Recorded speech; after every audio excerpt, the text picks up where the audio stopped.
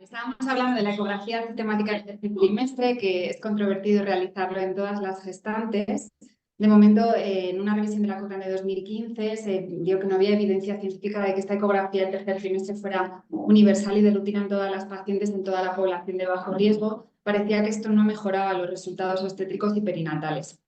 Por lo tanto, no existen recomendaciones concretas y específicas de la mayoría de las sociedades científicas, como todas estas que os pongo aquí abajo, que de hecho no tienen un protocolo específico para la ecografía del tercer trimestre y algunas de hecho no justifican su realización por encima de la semana 24. Por supuesto, no hay consenso en cuanto al contenido que tiene que tener este tipo de ecografía. Sin embargo, en España, que es su práctica, la ecografía del tercer trimestre está muy extendida, realizándose prácticamente en todos los centros. De hecho, la SEO en el año 2020 sacó una guía para servirnos como guía de exploración de la ecografía del tercer trimestre. Además, se realiza de forma rutinaria en otros países europeos. Y además de eso, recientemente en enero ha sacado también una guía de exploración ecográfica del tercer trimestre que os animo a que la consultéis. ¿Cuáles son, sin meternos en si es necesario o no, si lo protocolizamos o no, cuáles podrían ser los objetivos de la ecografía del tercer trimestre? Bueno, pues como todos sabemos y lo que hacemos en nuestras consultas, identificar la estática fetal, evaluar el crecimiento fetal y la hemodinámica en el caso de que lo necesitemos, diagnosticar anomalías placentarias y anomalías del volumen del líquido amniótico. Sobre todo, en lo que me voy a centrar hoy es en la detección de las anomalías o malformaciones fetales. Y cuando pensamos en esto en el tercer trimestre nos surgen un montón de preguntas que vamos a intentar ir solucionando hoy o por lo menos tenerlas un poco más claras. ¿Por qué debemos esforzarnos entonces en diagnosticar las ecografías en el tercer trimestre si ya se supone que hemos hecho diagnóstico en primer y segundo trimestre? Bueno, pues porque va a haber anomalías que no las hayamos diagnosticado y esto puede suponer un rescate de ese diagnóstico. Además, habrá que tener en cuenta que hay malformaciones que son solamente de expresión tardía y que solamente las podremos diagnosticar en el tercer trimestre. Es importante también que los padres estén preparados para cuando nazca este niño y prepararlos psicológicamente y poder recibir durante el periodo prenatal que les quede un asesoramiento específico sobre la patología que el neonato va a tener. Esto además a nivel prenatal nos permite adecuar su manejo y su seguimiento. Nos permite hacer estudios adicionales, ya sean de genética, estudios infecciosos, ecografías más avanzadas tipo neurosonografía o ecocardiografía avanzada o incluso resonancias magnéticas.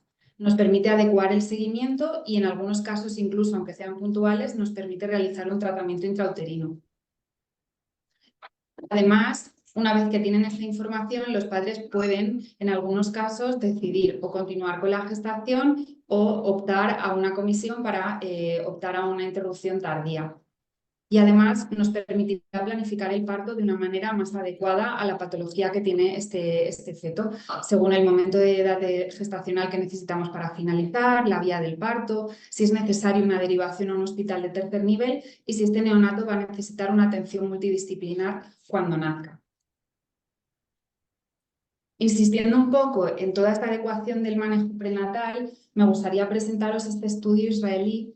Es un estudio retrospectivo de 181 pacientes en las que se diagnosticaron malformaciones del tercer trimestre por encima de la semana 28. Y para que veáis la importancia de estos diagnósticos en el tercer trimestre, hasta el 57% de las pacientes aceptaron realizar estudios adicionales durante el embarazo una vez que se había diagnosticado esta malformación. Podía ser simplemente desde un seguimiento ecográfico especial a pruebas más avanzadas que necesitaran estos fetos, resonancias o incluso técnicas invasivas como la amniocentesis. Y un 7% de ellas decidieron hacer una interrupción tardía del embarazo. Hay que tener en cuenta que el 80% de las interrupciones tardías del embarazo suelen ser por anomalías estructurales y un 30% de ellas suelen ser por anomalías del sistema nervioso central. ¿Qué tipos de anomalías pueden ser detectadas en el tercer trimestre? Bueno, pues ya hemos dicho que son anomalías, las podemos dividir entre tres grupos. Entonces, pueden ser anomalías que no han sido detectadas en el primer y en el segundo trimestre, pues ya sea pacientes que tienen un índice de masa corporal alto, que la técnica nos resulta dificultosa con ellas, porque tengan muchos miomas, pacientes que por causas variadas no han podido realizarse estas ecografías porque vienen de otros países o porque han iniciado un control tardío. Luego tenemos también anomalías adquiridas o ambientales que pueden ser de tipo infeccioso, de tipo hipóxico-isquémico, tóxicos o fármacos, por ejemplo, como los AINES, o el que aparezcan tumores. Y luego tenemos anomalías, como hemos dicho, de expresión tardía, que pueden considerarse prácticamente exclusivas del tercer trimestre y que pueden deberse a alteraciones en la maduración o en la funcionalidad. Tenemos que considerar el tercer trimestre como una nueva oportunidad de detección de malformaciones. Quería presentaros este estudio de 2020. Es un estudio de Reino Unido a 5 años en el que se reclutaron 52.000 pacientes. Es un estudio bastante amplio. Entonces, lo que hicieron es analizar las malformaciones que iban detectando según los trimestres de embarazo y en el postnatal. La incidencia global de malformaciones que tenían estaba cercana a un 2%, que es más o menos la incidencia global que hay en otros estudios, que es entre un 2 y un 3%.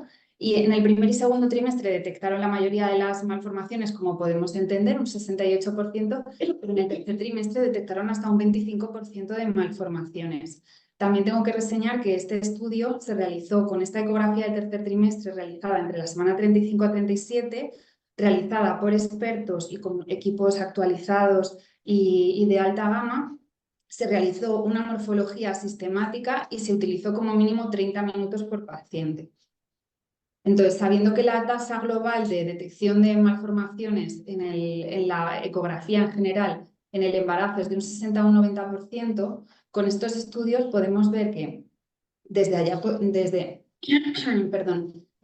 incidentales de 1,5 por cada 1000 en ecografías de rutina de tercer trimestre, podemos detectar de forma sistemática, si seguimos la morfología como han hecho este estudio, podríamos mejorar tasas hasta una detección por cada 200 o 300, con lo cual sí que tenemos claro que la ecografía sistemática morfológica aumenta la tasa de detección de anomalías estructurales. Este dato de 1 de cada 200, 1 cada 300, lo he sacado de este metaanálisis de Drucker de 2021. Es un metaanálisis que incluye 13 estudios que engloba 141.000 pacientes. En total se diagnosticaron 643 anomalías en el tercer trimestre. El gráfico que os pongo del metaanálisis nos indica la prevalencia por cada 1000 de diagnóstico de anomalías genéticas, un global de 3,68 por cada 1000.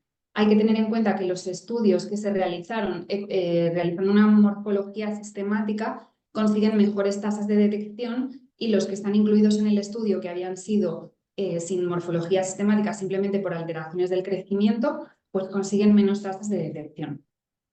¿Y cuáles son las anomalías más frecuentes que nos indican en este metaanálisis? Bueno, pues como veis, más de la mitad de las anomalías que han sido diagnosticadas son del sistema genitourinario. Le sigue el sistema nervioso central y el sistema cardiovascular. Y por detrás de otros sistemas en los que hay mucho menos porcentaje digestivo, tórax, cara o esquelético.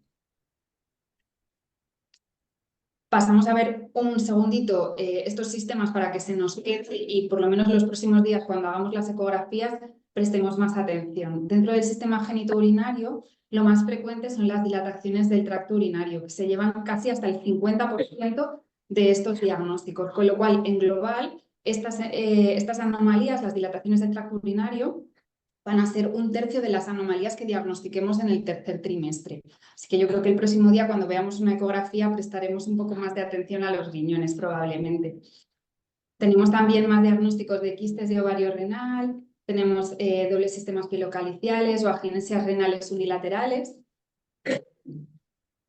Y luego, con respecto al sistema nervioso central, lo más frecuente es que podamos encontrar ventriculomegalias, casi en el 50% de las pacientes.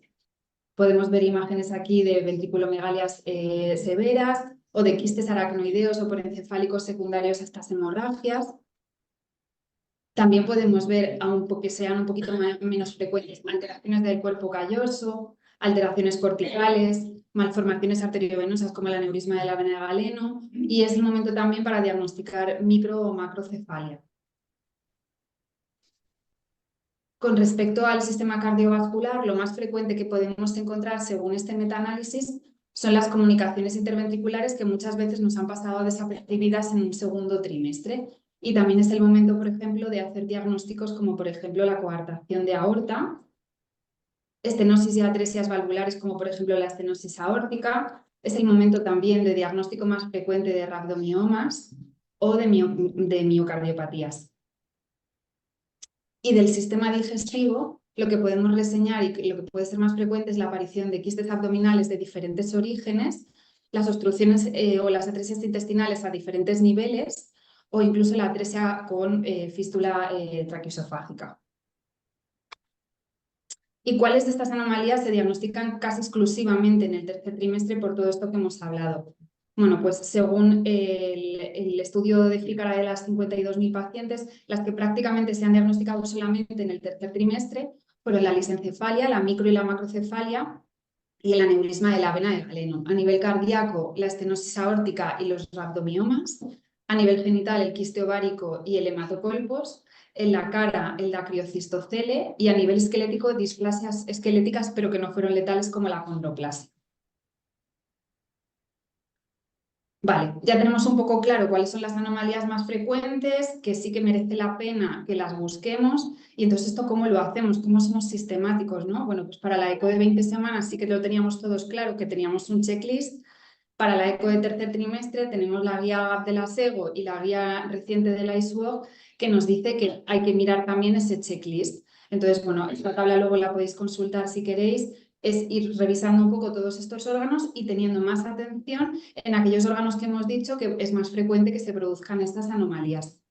Hay que tener en cuenta que obviamente no va a ser una detección igual que en el segundo trimestre. Tenemos un feto que es mucho más grande, tiene muchísimo menos volumen de líquido amniótico, la presentación suele estar mucho más encajada, se mueve menos y además a nivel osificado está mucho más osificado, con lo cual pues tendremos sombras que nos harán que tengamos más limitaciones para la visualización de los órganos. Entonces, si tenemos estas limitaciones y la paciente fue cribada de forma satisfactoria en el primer y segundo trimestre, lo que sí que nos recomienda la GAP de la SEGO es que no volvamos otra vez a recitar a la paciente. Y entonces, ¿cuándo realizamos esta ecografía del tercer trimestre? Bueno, pues depende un poco del objetivo que tengamos. De forma tradicional, entre la semana 32 y la semana 34, sabemos que vamos a tener una mejor visualización anatómica, con lo cual, hipotéticamente, vamos a diagnosticar mejor todo este tipo de anomalías y de malformaciones. Además, tendremos más margen de tiempo para hacer estudios complementarios, para recibir esos resultados, para que los padres puedan tomar una decisión en el caso de que les se requiera y para adaptar conductas de seguimiento especiales e incluso derivaciones para realizar partos en otros hospitales. Pero sabemos también que entre la semana 30 y 37 se consiguen mejores tasas de detección en cuanto a las alteraciones del crecimiento fetal. Entonces, ¿con cuál de las dos opciones nos quedamos? Bueno, pues la SEGO sí que es verdad que se moja un poco, nos dice que idealmente si queremos conciliar todos estos objetivos del tercer trimestre y que si solamente podemos hacer una ecografía, pues que la hagamos entre la semana 35 y 36. La ISUOG, en cambio, nos dice que adecuemos según la paciente que tengamos, según el riesgo que tenga esta paciente, según si ya fue cribada o no, según los objetivos que tengamos con ella y según también nuestros protocolos hospitalarios. ¿Y quién y cómo debe realizar esa ecografía, ¿no?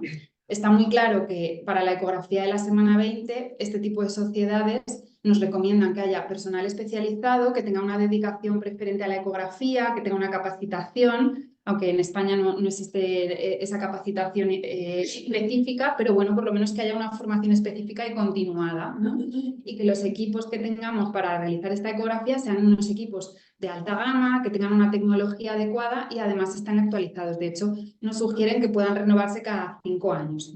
Y yo me pregunto, en el tercer trimestre obviamente esto no está establecido, ¿deberíamos seguir las mismas pautas para la ecografía que para la ecografía de la semana 20? Pues ahí lo dejo.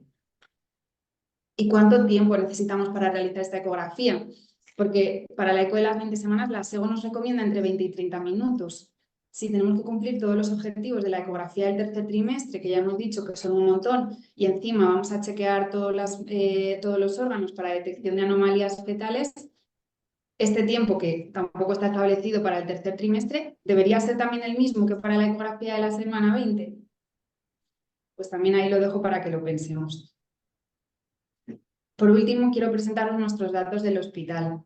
Realizamos un estudio retrospectivo durante 3 años en el que incluimos 167 pacientes que tenían anomalías fetales. Lo que pasa es que excluimos 22 que ya habían sido diagnosticadas en el segundo trimestre, 6 que no se habían cribado en la ecografía de la semana 20, con lo cual esas, como había sido un control tardío, también las excluimos del estudio.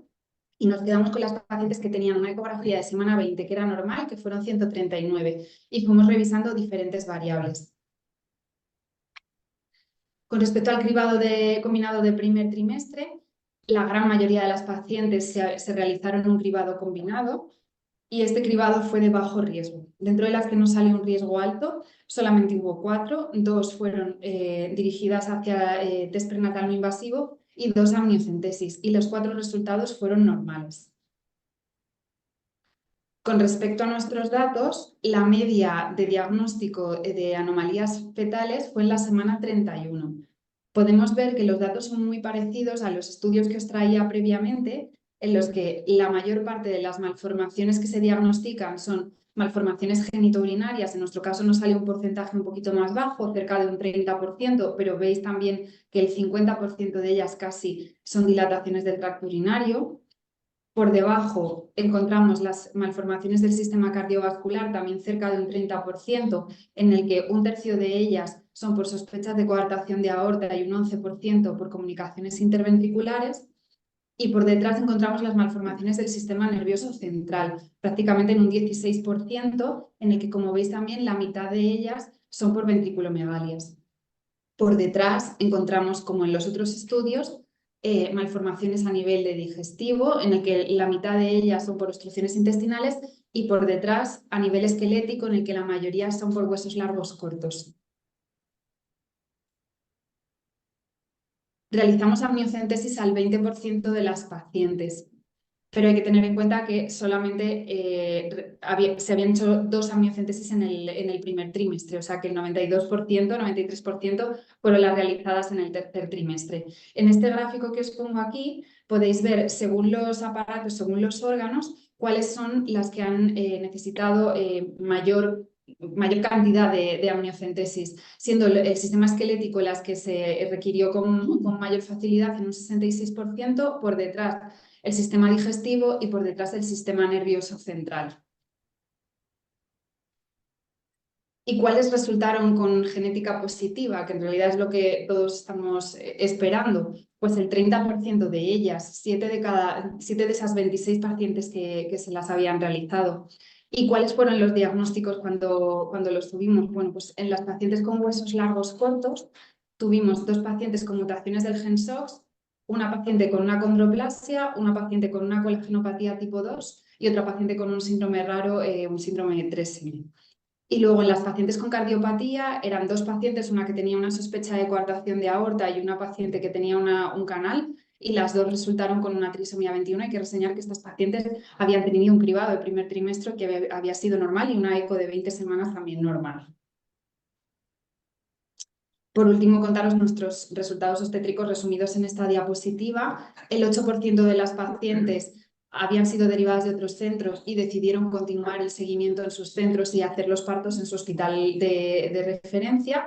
La mayoría de las pacientes, como veis en la gráfica en azul oscuro, se les pudo realizar un parto vaginal, casi en un 57%, y en un 35 o 36% se realizó una cesárea, la mitad de ellas un poco indicada por la anomalía que habíamos detectado en el tercer trimestre. De resultados más desfavorables tenemos las pacientes que decidieron hacer una interrupción tardía, que fueron cerca de un 5%. En ellas, si os fijáis, casi la mitad son por alteraciones del sistema nervioso central, por una agenesia de cuerpo calloso, una hemorragia grado 4 y una lesión disruptiva del sistema nervioso central. Y luego las otras 3 pacientes eran un riñón poliquístico, un feto polimalformado y una toxoplasmosis congénita que había sido diagnosticada después de que le diagnosticáramos una atresia duodenal. Y luego tuvimos 3 muertes fetales ante parto, 2 en realidad ninguna tenía relación con las patologías que hayamos diagnosticado, fueron hallazgos accidentales. 2 de ellas por desprendimientos de placenta, en una paciente con un diagnóstico de atresia duodenal y en otra paciente con unos huesos largos cortos. Y luego otra paciente tuvo una trombosis placentaria también en un contexto que posteriormente se investigó y la paciente tenía un síndrome antifosfolípido, y esta paciente, el diagnóstico de la anomalía era una comunicación interventricular que luego en la necropsia no pudo ser confirmada. Y ya por último, unas conclusiones para que nos llevemos a casa y las vayamos pensando. Hemos dicho que la ecografía del tercer trimestre es algo controvertido, que la mayoría de las sociedades científicas no tienen un protocolo específico, pero que aquí en España la SEGO sí que la recomienda por todos estos beneficios que hemos dicho y que podemos considerar que vamos a encontrar. Existen escasos estudios, como hemos visto en el metaanálisis, solamente hemos incluido 13 estudios, estudios sobre el diagnóstico de malformaciones en el tercer trimestre. Yo os animo también en que en vuestros hospitales podáis revisar vuestros resultados para ver si son concordantes con estos estudios o con los nuestros también. Y tenemos que tener claro que la ecografía del tercer trimestre, si es sistemática, revisando la morfología, sí que conseguimos aumentar la tasa de detección de anomalías fetales. Que la edad gestacional ideal para poder conciliar todos estos objetivos que hemos dicho de la ecografía del tercer trimestre sería entre la semana 35 y 36, pero que también podemos adecuarlo según nuestros protocolos, según nuestros centros y según la paciente que tenemos delante. Y que queda pendiente también de evaluar si las condiciones en las que tenemos que hacer esta ecografía tienen que ser exactamente equiparables a la ecografía de las 20 semanas o la podemos adaptar de otro modo. Muchas gracias. Muy bien.